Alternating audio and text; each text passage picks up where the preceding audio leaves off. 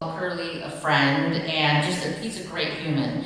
And I know you already know how lucky you are to be able to have him here today and to hear directly from him. So thank you again for being here, Curly. I'm gonna do a little bio and read a little bit of bio about some of his accomplishments. No, you know what? Today we are so excited to welcome you, Curly Velasquez, creative director, content creator, actor, and producer, whose work has inspired millions of folks on the internet. Curly first rose to fame at BuzzFeed's Better Life, that's actually how we met, where his humor, authenticity, and corazon made him one of the most loved Latino voices in digital media. He's also an actor. He's appeared in Vida on Stars and on the Netflix documentary Mucho Mucho Amor, which is the story of legend Walter Mercado. If you haven't seen it, you have to see it, it's great. He is now serving as the creative director for LatiNation. Curly continues to champion representation and storytelling that celebrates culture, identity, and community. He also co-hosts the hit podcast, The Super Secret Bestie Club. So if you haven't tuned in, please tune in, where he and Maya Murillo explore friendship, creativity, and self-love. He's always with laughter and truth, of course. He was born and raised in Los Angeles, and Curly proudly represents the Latino, Latina, and queer identities, using his gift to uplift voices and reminds us all that being yourself is the ultimate flex. So, a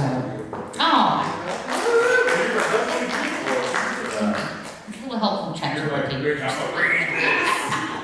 Yeah, exactly. So please help me to welcome Curly Velasquez.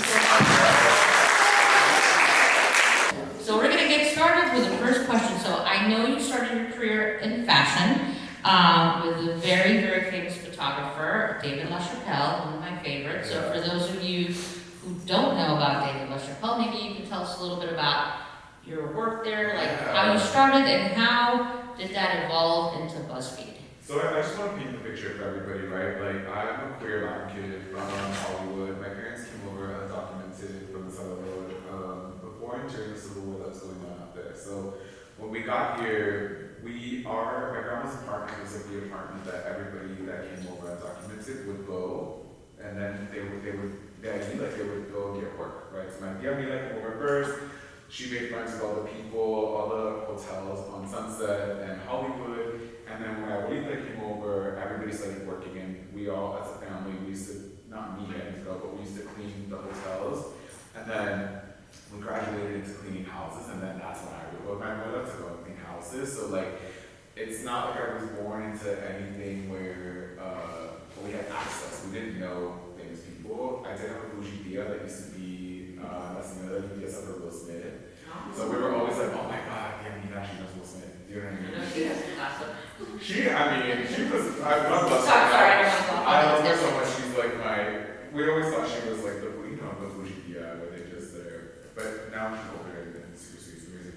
But, so when I was in high school, I wasn't the best in school. I was like a B and C student. My brain didn't work in that way. Like I talked about earlier, like severely ADHD, and now I know that it's a gift, but back then I was like, I don't know why I can't do what a lot of the other kids are doing. But I knew from watching my family that physical labor I could do, right? Like those things that I could use force to kind of work. And so I was like, damn, okay, but I also have to get creative. I have to get creative with how I go about doing it. And that's the one thing, get fucking creative with how you get into it. I thought I wanted to do music, so I would love to see who back when they did pamphlets and CDs. And I was like, okay, who produced this song? I'm gonna find it, online, I'm gonna email that and see if I can become an intern. So get creative with how you do it. So sorry, I'm gonna talk about That's what you're okay. So I really believe in signs and the magic of just being alive. And I really believe that your life is truly just so magical. So I had before there was iPods, there's MP3 players, and I had this MP3 player. And it stopped working one day and forced me to have to talk to this guy that worked at this library. And working with him, he was like, hey, by the way, you're pretty that used to work for Madonna. And I said, oh yeah, fuck yeah, like, it was like, you can intern for her. So I interned for her, this woman was crazy. This woman was like, and I know that might not be the best term, but I mean, I think she was just on another, she was wild. She tried like stabbing her sister with her umbrella, like type of wild. And so I would be there being like, do you want me to put this over here? Or like, what's going on? And she was like, well, I know this photographer named David LaChapelle. David LaChapelle is like responsible for some of the most iconic photos that were really big in the early 2000s. Like, he just was it's Andy Warhol, who was like a huge artist, and he had this thing called The Factory. And out of The Factory came Madonna, RuPaul, Keith Haring, and David LaChapelle, Basquiat, like all these people. And so then I came under David LaChapelle, but the way that I did it was I would literally show up to the studio and be like, can I please work here? Like, I'm a young Latin kid, look down the street, can I please do whatever? I'll sweep, I'll do whatever. And I had like the daddy haircut at the time. Which was kind of like the way a lot of Latino guys did it back in the day, like in LA, we all had the Caesar. Yeah, the Caesar. Fitted ball cap, but I also had a little bit of like flair, so I'd do like in leopard shorts, V-necks were super in since the 2000s. And I would go and they would be like, no thanks kid, you don't need anybody, like, thank you so much. And then I would show up again. And then finally one day they were like, oh, we're sure you're here for J-Lo, can you come in? And I was like, oh, I'll fucking be there. Like, yes, I'll do anything. And I went, and that was kind of like the first domino that really led to this wild up and down. Like, by the way, be ready. Because this industry, this like whole thing is like to keep it real, it's like consistently having to get creative with like how to make money, try to find ways to have several ways of income all the time. Like, you really have to be like a hustler. Which is not to scare you, you can do it, but it's like, my little nephew and I was like, I want to be famous. And I'm like, baby girl, you don't want to be famous, you want to like become an expert at something and then do the whole thing. Yeah, and I actually, I got on that, you just mentioned hustler. I always hear people say hustle, hustle, hustle, but you know, it's not really about like being a hustler, it's about being strategic, because you will get tired of hustling.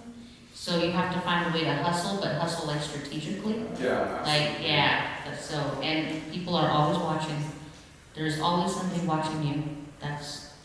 Yeah, do you all feel it like in your spirits and in your heart that like this is something that I want to do? Do y'all feel that? Lean into that. Like that is like, that's going to be like your northern star. You know what I mean? And when I tell you that you might not always land where you think you want to, I want to be a Spice Girl, y'all. I want it to be Which one? scary or ginger. But I want it to be like, back then she was born. But I want it to be like, oh my god, how do I be in this gay boy band? And I want to be like one of the Spice Girls, and that was like a big thing. And then when that didn't happen, I was like, well, okay, yeah, I guess I'll go in this lane. And so we were shooting at the Rochelle, and Gaga. Oh, wait, so you just rewind a little bit. Yes. So you were going in there every day, like asking, I want to work for you, I want to work for you. Yeah, so how did they finally, like, who said yes? They Like, hit me up, they were like, J-Lo, she Oh, right. J-Lo, can you come in today? And then I went in, and I just never left. And I was like, you know, I would get in trouble, like I was young, I was a big drinker at the time. I said, there used to be this gay club out here specifically for black and brown gay kids that get into hip hop. And so that was my jam. It's called Circus and Arena. It was in Hollywood Highland.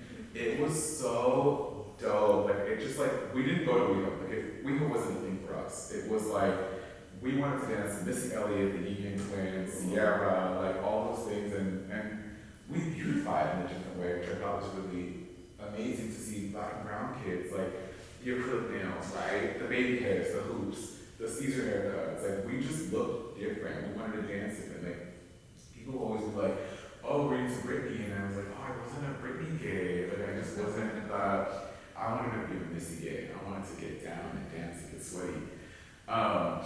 But after that, and this is kind of like how things always happen, right? Like, we ended up doing a shoot for Rolling Stone with Lady Gaga, and if you find it, it's a pink bubble shoot with Lady Gaga. It's like all these bubbles, and I'm like, and you can't see me, but I'm shoving bubbles and trying to get into bubbles. But this designer came in named Jeremy Scott. Jeremy Scott did like I don't know if you guys remember Lady Gaga's paparazzi video where she's in this yellow outfit and the Mickey glasses. So that's Jeremy Scott. So I went to like stalk his ass after. And I was just like, hi, I'm 21 years old, about to turn 22, can I work here? Like, and he was like, sure. And I went, but I also am really broke, can you pay me? And he was like, I'll give you $500 a month for 40 hours plus. And I was like, fuck yeah, fucking good. I was so broke. I was like, I made it. I made $100 it. a week, basically, like $120. Yeah. Under the table? Or? Under the table, and I was terrible. I have ADHD brain base, so I have a hard time reading parking signs a lot. So most of that money would go to paying for parking tickets. And then I would go to the market, we would buy a packet of tortillas and string like bags of cheese, and I would just get quesadillas. And then I would go to McDonald's and get the ketchup packets, and that's what I would eat all the time. And then on top of that, I had an amazing Coke problem, as you do in fashion. And so it's like, by the way, we're gonna keep it real, right? So we're now 10 years, by the way. Like, you know, thank you. So from there, how did you end up at BuzzFeed? So, like I mentioned, I had like a coke and alcohol problem. I just like, I started partying when I was 13 years old. This gay club that I mentioned earlier actually used to be all ages, so you could go when you were super young. So I would be 13, 14. My sister, who was like a little Jolita at the time, she would try to like comb my curls down. She's like, I'm gonna make you look older. And so she would like try to gel it down, and I would just go in and, I just started partying back then. And then I think by like 14, 15, I was already smoking weed all the time. Like, I got drunk for the first time on the way to junior prom. There was like this like gang kids that were like rich kids at school. And they were like, do you want to come to this smoke? They were all like, they were rich. They were like, do you want to come to prom with us? And I was like, fuck yeah, I want to go. And then in the limo, they gave me champagne, and it was just What high school did you go to? Pardon? What high school did you go to? I went to this high school, oh my god, it's called Providence High School, which I was limousine too. I tested into this high school in Burbank. And when I got there, I came from, all of my friends were the children of immigrants, right? So when I tested into this school, I got like financial aid, I had like, little scholarships, and like, I suddenly was with like upper middle class kids, and I was like, what the fuck is this place? Like, what are you talking about? What do you mean you have a horse? What are you talking about? What are you talking about? And I remember once this kid was like, oh, Curly got dropped in a Geo, like this car. And I went home and I was so happy to tell my dad, like, all the guys are complimenting your car. And they said, like, you got dropped in a Geo. And he was like, they were making fun of you. Like, we have our car to Jinky, But it's probably, so then when the rich kids were like, we like your little gay ass. They were like, it kind of started this whole big thing. So anyways, I'm like totally sidebarring. To answer your question, I ended up losing it all. I'm working for this designer and starting my own thing, thinking not just people hitting me up, J-Lo's people hitting me up. There was an artist in Cuba at the time that wanted clothes that I was designing. I was sewing on my little sewing machine, but I couldn't keep up my habit and I couldn't keep up my collections. And I would show at Pace Gallery in LA. If I had $300, I would go and buy like bags or like scraps of fabric and I would make dresses. Like I would be like, I don't know what I'm doing, but I'm gonna make a really pretty dress. So I lose it all, and I ended up just doing anything that I could do for money. And I ended up working for a temp job, and they were like, hey, can you start working at this place? It's just $40 for one day. And I was like I said earlier, I was saying that's $40. So I go and they were like, you're gonna have to move shit. And I was like, oh fuck, I have to push it up. I gotta be like this. And I forgot to take off my nail polish when I got there. So I was like, fuck, they're gonna know I'm gay. I have to move all this stuff. And I walk in and it was this really dope woman. And she was like, Diva. And like we just hit it off. And she was like, do you want champagne while you work? And I was like, fuck yeah. So we were hitting it off. She ended up being like the HR rep for this place called BuzzFeed. And she's like, I'm gonna go to this place called BuzzFeed. You should go. Like, you're such a character. Come hang. She's like, there's no gay people. They're not openly gay on the platform right now, but come and join. So I go. So I was like, yeah, we'd love to go. But they were like, we're gonna hire you as a receptionist. But when I got there were no phones. So I had this like super toxic, narcissistic like manager, and she was like, well, why don't you just go work in the kitchen and go work in the canteen and stock the sodas and stock the snacks. And at this point I'm 25, and I'm just happy to have a fucking paycheck. You know what I mean? Like, I'm happy to not be like in shower now. I'm like kind of trying to do more things. And like he was terrible. Like just a terrible manager to me. And so at the time BuzzFeed was growing, right? So now they're on YouTube, they're creating viral stars, viral hits. People didn't know virality that they do today. They would go to BuzzFeed to like learn about it. Sorry, can y'all hear me back there? I didn't know. Okay, cool. Got you. So y'all know Abbott Elementary? Yeah. So like Quinta, the star of it, the creator, is like one of my good friends, right? And she would come into the kitchen and she'd be like, you know what, Curly? I don't know why I was supposed to make her British, but she was like, you know, Curly, like you remind me a lot of Cinderella. She had just watched this movie Cinderella. And she was like, the line in the movie is be kind, be courageous. And so every single day, I would have terrible anxiety, and I would like watch Steven Universe in the morning, and then I would go to work, like, be kind, be courageous, be kind, be courageous. And I was in charge of serving lunches, and people would push by me to get food. They wouldn't let me set up, they wouldn't let me kind of keep the kitchen in an orderly way. And so I was like, you know what, fuck this, I'm gonna start a fucking kitchen show. So I would get on my skateboard, and I would be like, okay, be kind of courageous.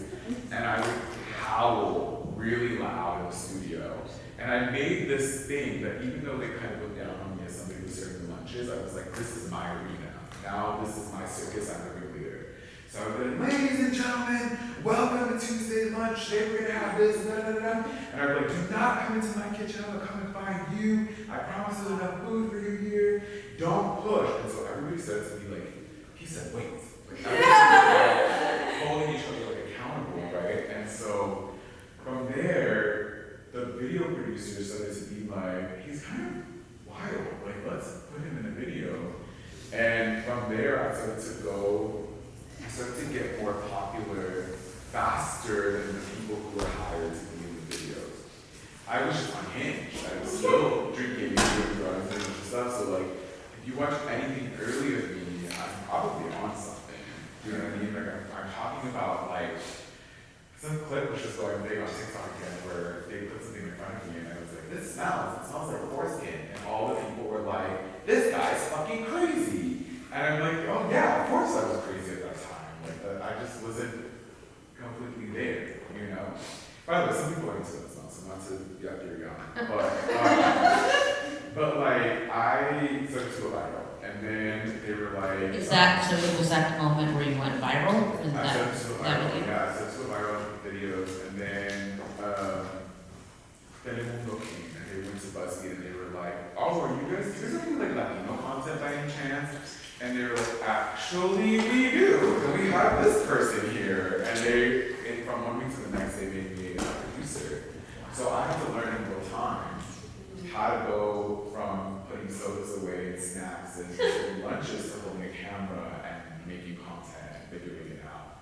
And that was really just the beginning of like what has been all of this, like where I'm at now in terms of being like, no, I know what it's like to have to go to people's houses and clean up after them. I know what it's like to be broke. I know what it's like to be in a place of power, a place and like this spectrum of identity that makes a lot of Latino cultures in a lot of ways. And so from there, it really just like catapulted me into this space that I'm in now, where I can talk to you about these things and enjoy it, you know? So tell us a little bit about like what is a day in your life now? Like go through like one day of, you know, and right now you're at LatiNation. Yes. But just, you know, a typical day of all the things that you do. So like for me, I do a lot. So I'm like the creative director of LatiNation, which is like a TV network. We do Latino content for and by Latinos. Of course for anybody else to enjoy as well. But that's like our focus. We have like linear television and we do like digital as well. Then I have like a podcast by heart, right? So I gotta get my ass and record the podcast. And then I have a show with another network called Pulso. BuzzFeed is asking me to come back to do something for them. And then I just releasing one thing called Crash Course with PBS with the, what are they called? The brothers? What is it?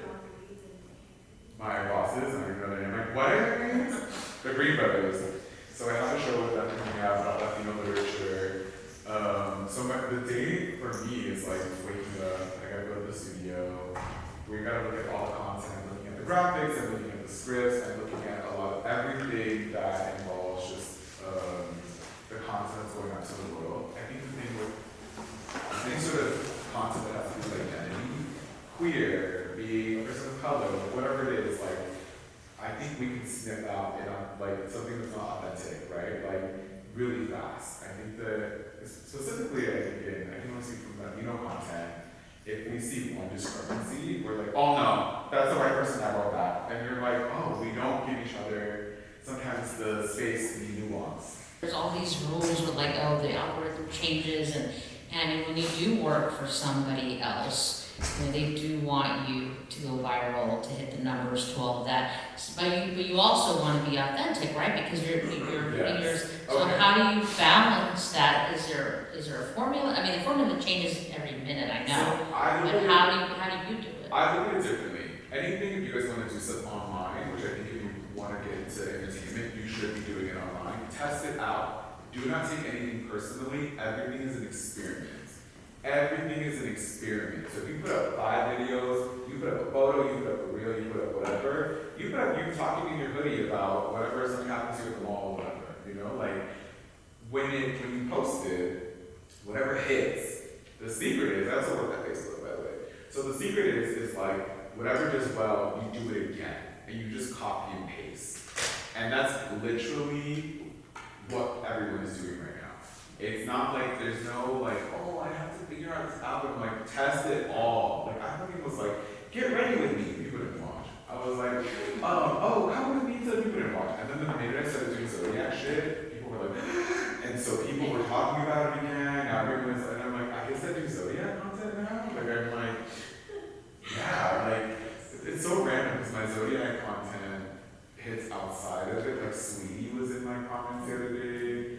Who else? Estelle. I basically troll all the zodiac signs, is what it is. And like, that's what my bread and butter has become now, where a lot of people, it kind of comes back into the internet zeitgeist again, just talking about it. So that's another thing too, like, you don't know what you might become popular for online, which at BuzzFeed they used to say to us, be careful what you become popular for, because once you become popular for that, you do have to copy and paste, and you become the girl that melts the bosses. And that's not shade to anybody, but like, you know, that's not shade to anybody.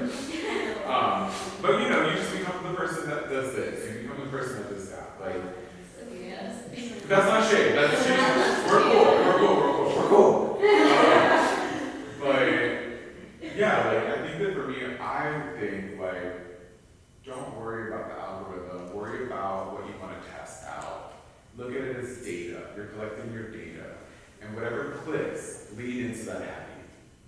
And don't be afraid, don't take yourself so seriously, it's not that serious. I had like a young, she is this adorable Gen Z trans woman, and she was like, babes, when I'm scrolling, if I don't like it, I just keep moving on to shit. I'm not sitting here thinking like, oh my god, you're so dumb. I don't care. I'm moving on, I just keep going. And I'm like, oh, that's so true. Like, I don't do that either. I'm not like, oh my god, how, some people are cringe. But I'm just like, oh, I'm not sitting there like judging everybody. I'm like, I just keep moving and I don't think about it again. So I wouldn't worry about the algorithm, I'd worry about just have fun. It's not that serious. Because, you know, the gag is we all get older and die. So that's not to be like, you know, crazy. But I did have a show about death on PBS, so like I'm super big on like, we can talk about that too, you know. Can you explain how brand partnerships work? Like, maybe take them through, you know, what is a brand partnership? Like, how do you work with brands? Like, I know, but because, you know, we want them to, like, I really want the students to know, like, how the content creation, like, how these brand partnerships work. That's how I pay my bills. That's how a lot of us pay our bills, like brand deals, or like, that is where I will say, maybe we cringe when we make the content, and we know that people are cringing when they watch that content, you know?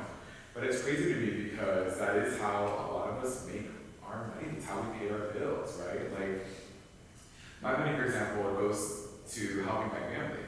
It would go to my grandma when she was still alive. It goes to helping my elder parents pay their bills, right? So like, I'm singing and dancing for a brand, and somebody's like, oh, how annoying. But it's like, you know, a lot of, I think, young kids and kids of immigrants that you have to edit. Not only, but I know a lot of us have to take care of our parents as well.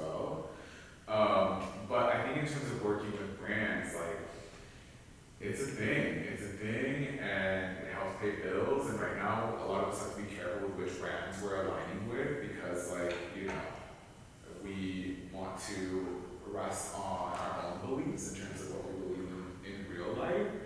But yeah, I mean, what do you mean? Like, what's the? I mean, like the process. I mean, terrible yeah, process. because I feel like a lot of younger people, they think like being an influencer is like this glamorous thing, and that you just like turn on your phone and you show up and that's it. Okay. But it's a lot of work. Well, yeah, and a big part of it are these brand deals because, like you said, you have to pay your bills. Yeah.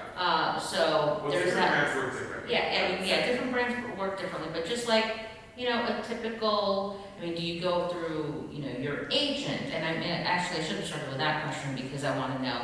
I know first, you rose to fame by going viral with your video, but at some point, you have a team, like it's not just you. So I kind of want to hear a little bit more about, like, I want them to really know, like, what is, it's not just showing up on camera and like doing this dance or whatever. Like there's a team, there's a process, there's brands involved. Like explain the work part of it, because it's work. There's no wrong way to do it, by the way. Like, I'm just an influencers that pretend to be their own managers. Like, they all have like separate emails and they'll be like, they'll pretend to be like somebody else and be like, my client, I've had the same team for a long time, thankfully, and but it depends. Like, a brand will hit you up, they'll DM you sometimes. Sometimes they'll go through your team. Sometimes they just find you. And right now, like, this is why I get really excited for young people to do it. I'm like, they want y'all. They don't care about if you have 1 million followers. They'll be like, this girl has like 1,000 and 2,000, but her engagement is so good that we want her. She's authentic. Like, brands are super excited to want to work with young people.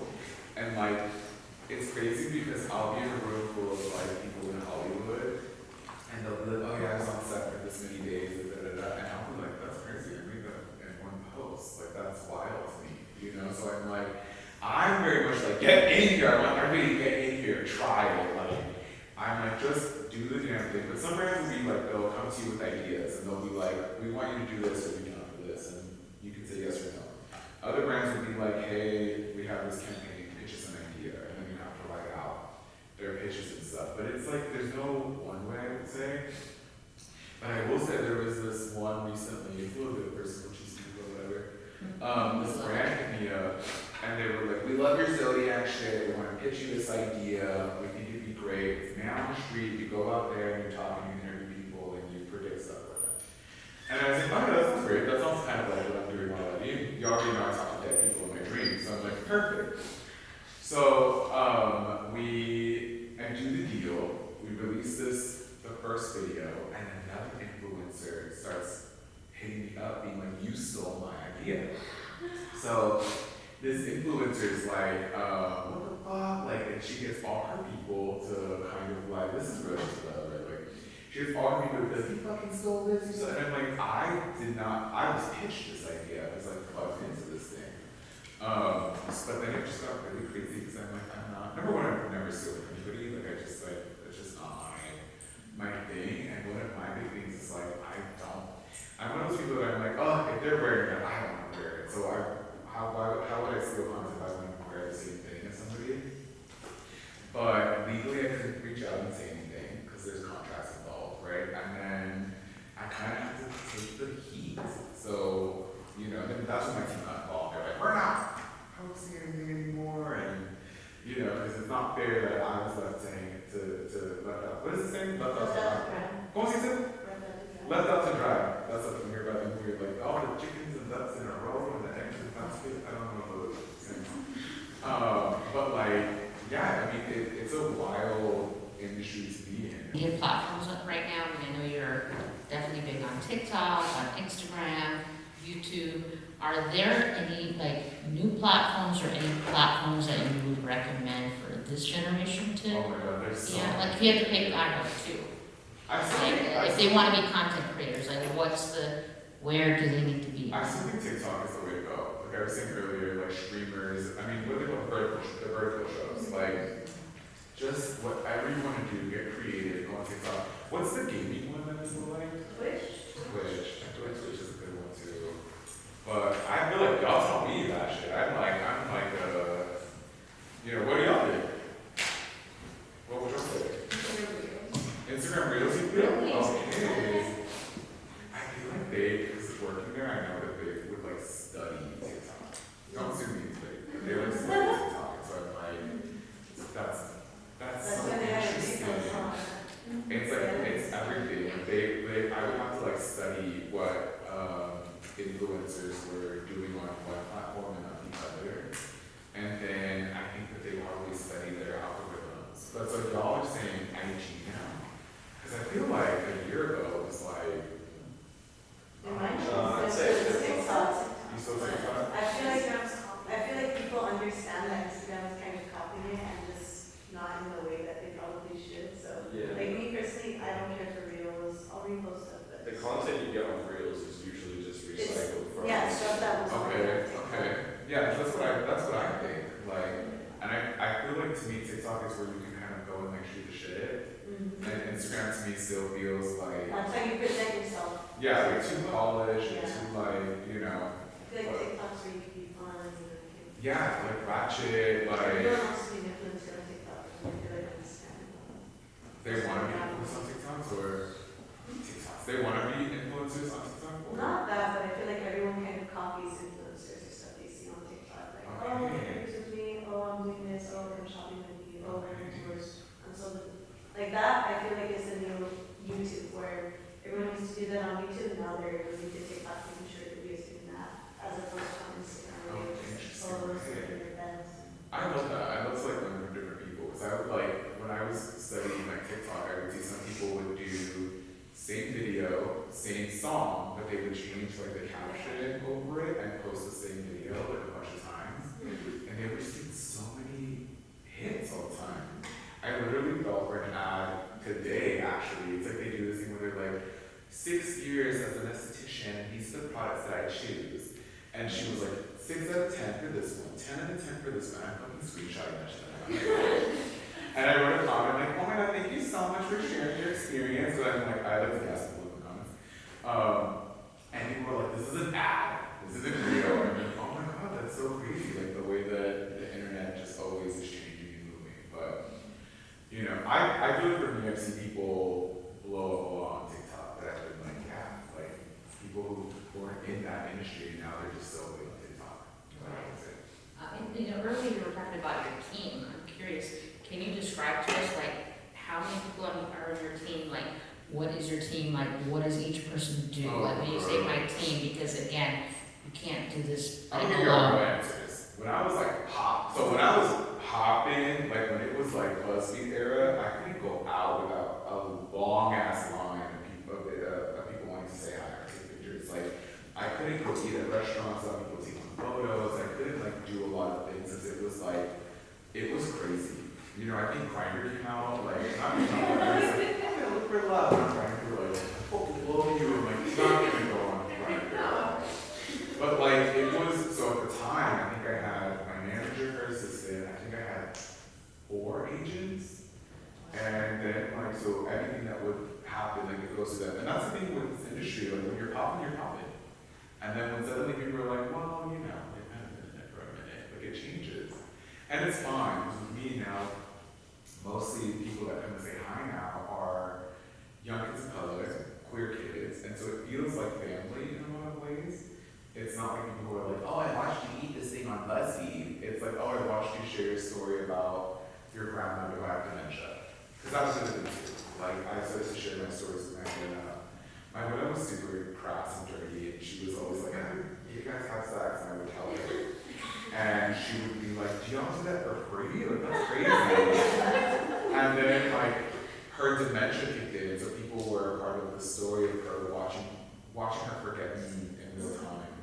And so it's a tragic, but that's one of the big life lessons for me. It's like, girl, we don't have time. Shoot your shot, get dirty. Like, you don't get to keep anything in this life, not your money, not your beauty, maybe not even your memories. But you certainly can hold on to like shooting your shot and living the best life that you can. So like, now my team's a little bit smaller, but I like it in that way. I feel like it's more intimate and my jobs are like a little bit more meaningful and small and like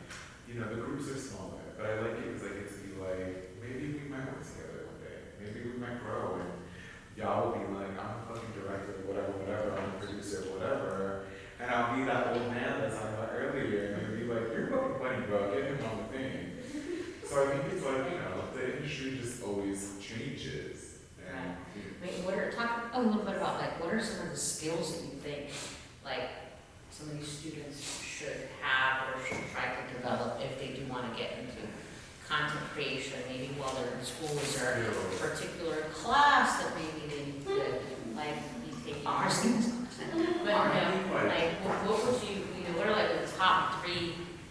And they could be, interpersonal and not, but what are the top, like, some skills I that would you say, recommend? what we used to say when we were starting the Latino team at BuzzFeed was like, we can teach you how to use a camera. I can teach you how to set up lights and the audio and the lavaliers, right? Lavaliers. I can't teach you the voice. I can't teach you like the authenticity of it. So my whole thing is like, find your style. That's what I would say. Find your voice. If you're a writer, how do you write? I write like a teenager. So when I write scripts, I'm like, oh, I gotta hate that so ugly. And like that's like my style. So when people read my scripts, they're like, oh, this is a Curly script. I write in Latino LA slang. Where you at? Like I don't just say yes or yes. I don't say no. Like, what's the style that you have? So when you're shooting your film, what colors are you using? What are your textures? I would say find that, and then you can figure out where you land. You can figure out, somebody will teach you. So I cannot stress this enough. As often as you can, try not to be afraid. And I know that gets really hard. And I know that they'll get really scared. Would you say being an influencer isn't for everyone? Because like how you had mentioned, getting taxed and not being afraid. I know there are maybe some people who wouldn't be able to take hate or to handle the kind of criticism. I said, do it in your own way. Like, do whatever. I right now is like, I just want to go viral in LA. I don't want to learn dances. I don't want to go to a restaurant. I don't want to put on 16 different outfits. I want to wear a hoodie, and I want to go viral that way. And literally, like with the Zodiac stuff, it's just me in a hoodie, and it's just me talking shit, and they're just popping off. So I'm like, you can find ways. Some people are shy, or like, I don't want to be on camera. I'm like, put your hand in the video. Just use your hand. I'm sure you've seen people who just use their hand, or they use a piece of paper. Like, I mean, what I will say, a lot of my friends are making money off of this TikTok live. They're making bang on TikTok live. Like this dude, this guy I was talking to, he made like 10 G's in one week because he was like, About what? well, his is a little bit more political, so like he'll go on TikTok and he'll come back like nagging people. Not to get political, but then, but whatever. Okay. And people will give him money because they'll be like, that's right, you can tell them, and they send me. So like, I saw some other girl that was like, I'll write your name. And she has really pretty calligraphy. And everyone's like, what? And she was like, you know what I mean? Like, I think that's the other thing too, like, you don't have to do it the same way. My initial goal was to do fashion. I really wanted to do fashion. I met this guy who was like, I can teach you couture. Couture is like the highest form of fashion, right? Like, Custom.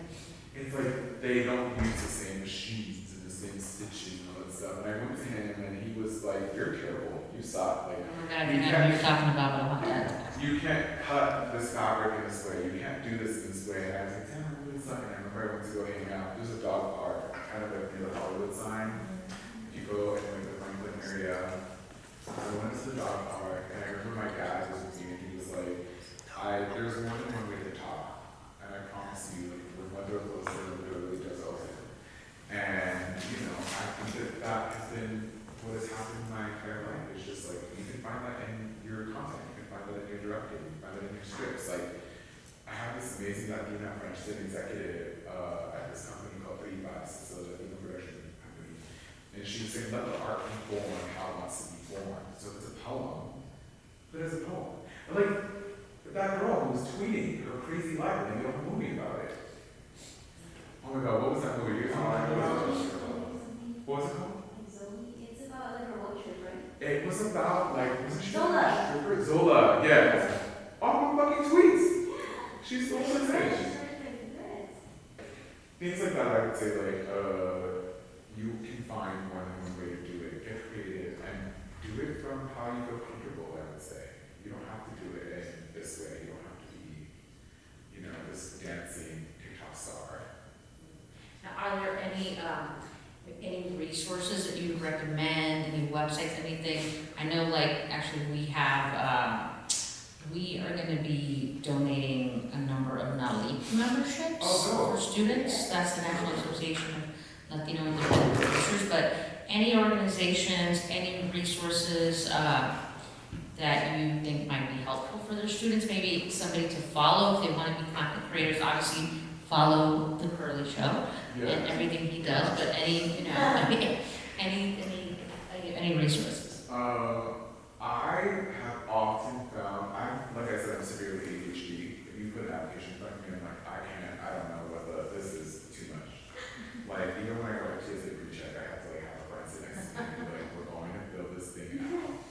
So, there's a lot, you can find them, the leaf, all whatever, Necklace has some stuff. Do you have a favorite one? Do you have I would say friends. I would say that it has always been people that I work with, people on set, be kind on set, because the people that you meet on the way up are the people that you're gonna work with on the way down. So I would say that your community is who you should lean into, it's other people who are like, you're a producer, I'm a director, I'm a set designer, I'm gonna do this, let's make some magic. Like, don't wait for shit, that's the other thing. So I would say, you probably want an answer like organization and like, what is that like? yeah, maybe there's like a book or something that you know you really. I say talking to each other. Y'all should be talking to each other. That's right. Because that's You're your network. because that's how it happens. Like I was just we interviewed shit, what do they call? They were a TikTok duo and we were just talking to each other. There were two dudes in Medicine college and they literally are like these viral stars now. Because they just like are so great together, they work together, they go on tour, and like two straight guys. The shit, what do they call it? I'll get around. Adam and shit. Adam and fuck. Okay, I remember. But like, you know, they'll do there's no way. But Pablo and Alice and Pablo, is it Alice and Pablo? They go by Durabest. The TikTokers, like, I don't know, maybe I should follow them too. That's everything too. You can actually have followers on the shit. People be like, I don't know. But I would say, yeah, use each other, talk to each other, get started as soon as you can, not to put pressure on you, but time is infinite, girl. We gotta get out there, is what I would say. Yes. So I'm gonna actually do my final question and then I really wanna open it up for Q&A. Yeah, don't feel pressure either. No, yeah, but I mean, I'm sure you guys have a lot of questions, so I want to make sure that we get to them. So what is next for you, Curly, and what kind of legacy would you like to leave, if, you know, if that's important? We had this really cool party last night. We had a... You didn't invite me. Pardon? I didn't get invited. I'm just kidding. There's a restaurant called Villa that must be a super cute Mexican restaurant. We'll make sure you get an invite too. But like, it was really cool to just be around a lot of people in the industry, and it was really dope to hear from different people how something I said to them made them go and pursue their stuff. And I think I would want that to be my legacy. I don't give a shit about necessarily let's talk about what I've done and what I want to do. I'm more like, what can we do? Like how exciting it is that you want to do this, what can we do, and how all these ideas and all that stuff. I would want it to be that community stuff, I would say. And what's next for you as far as like goals or things that you want to do, whether it's like in a year or in 5 years, like what are other things that you'd like to pursue, if it, you know? I don't know, find a man or some shit. Like, you know, I have an uncle, a rich uncle, let me know. No, I don't know. I mean, I was like I was like a cokehead. You know, I went sober. I've been broke. I've had a lot of money. I've been the kid that was getting chased by a bunch of young fans at Disneyland, and then I was the one that nobody cared about. You know what I mean? Like, I was so happy and so content that I think that would be my, when you almost, I think, lost your life to substance. And I think that when you kind of experience it all, you kind of have this thing of being like, I'm happy to be here. I had this theory that I was gonna rock for like thousands of years, and I just was like, oh, I would love to be alive. I would love to dance and wear fun clothes. And that God was like, yeah, fuck it, you know, give me life. And now I'm at this state, and it's like, shit, I'm so happy to just be alive. And I think that like when you ask me what's next, I hope that I get to continue to celebrate life. I would say celebrate the creator in a lot of ways, and you know. Definitely you will. Well, thank you. Definitely.